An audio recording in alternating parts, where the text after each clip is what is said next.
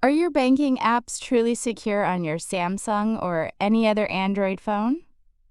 In this video, I'll show you how to add an extra layer of protection for sensitive financial apps like Axis Bank, ICICI Bank, and SBI. Don't miss the advanced security tips covered in steps 4 and 5. Let's get started. Step 1. Enabling Secure Folder.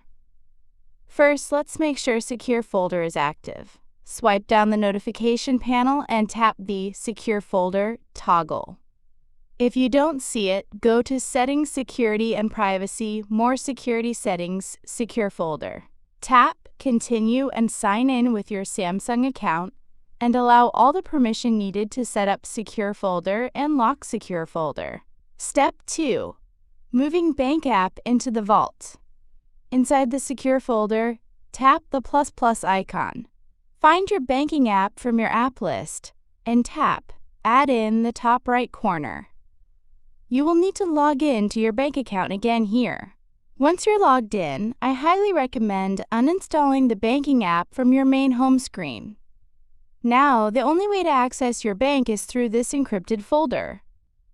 Step 3. Auto Lock Secure Folder. Change your auto lock setting. By default, it stays unlocked for a while. Change this to when screen turns off. Open the Secure Folder. Tap on 3 vertical dots in the top right corner. Tap Settings. Tap Auto Lock Secure Folder and choose when screen turns off. Step 4. Advanced Security Hack. Open the Secure Folder and tap 3 vertical dots. Tap Settings.